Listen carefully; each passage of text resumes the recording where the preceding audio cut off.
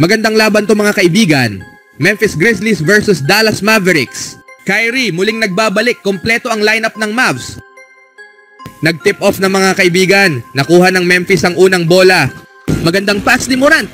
First basket sa 3-pointer para kay JJJ. Morant na naman sinalaksak ang bola. Fake shot, nawala yung bantay. Pinasa sa ilalim. Easy basket. Uncle Drew bumawi, right-handed layup. Sumabay pa ang dalawang bantay. Easy 2 points. Ito na naman ang Mavs.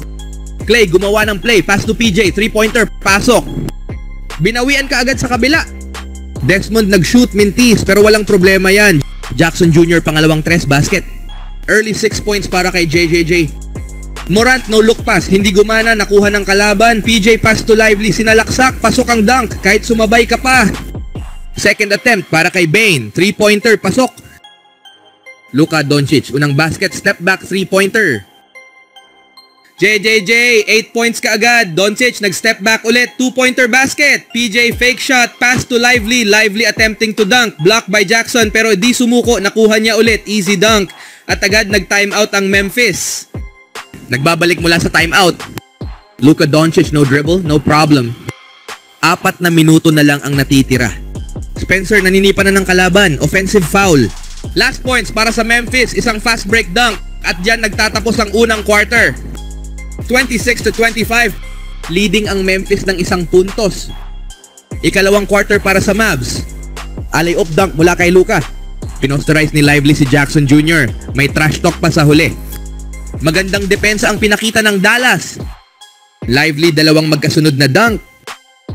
Klay Thompson, unang puntos, 2-pointer.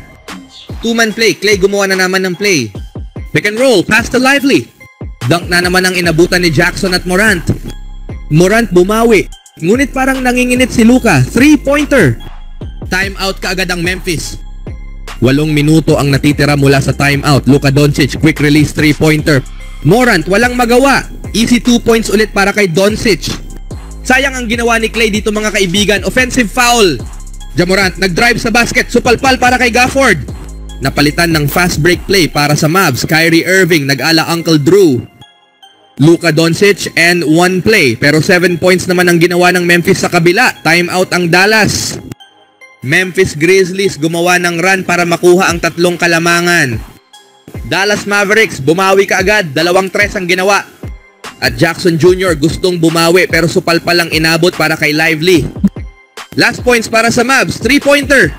At dito nagtatapos ang first half. Leading ang Mavericks. Sa pagbubukas ng ikatlong quarter mga kaibigan, Memphis Grizzlies gumawa ng run. 10 kaagad ang kalamangan. Agad namang bumawi ang Mavs. Mula kay Doncic, 4 na puntos at isang alley-oop dunk kay Lively. Back-to-back 3 para sa Memphis. At Luka kumuha ng foul para sa timeout. Pagpasok sa 6 na minuto sa ikatlong quarter, nagsagutan kaagad ang dalawang team. Agad namang nag-timeout ang Dallas sa isang 3 mula sa big man ng Memphis. Mula sa timeout, Dallas hindi makagawa ng run at tinapos nag-Memphis ang third quarter na may 13 puntos na kalamangan. Sa pagpasok ng huling quarter, Dallas Mavericks gumagawa na ng ingay. Klay nag-fake drive, inihagis sa labas kay PJ, pasok ang 3. Umaangat na ng dahan-dahang ang Mavs. Luka Doncic, step back 3 ulit. Nasayang ang isang play na ito mula kay Morant.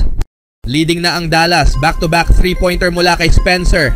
Dito tinapos ni PJ Washington, isang jump shot sa 3-point line, nagwala ang crowd. Sa huli panalo ang Mavs at nakompleto ang isang matinding comeback.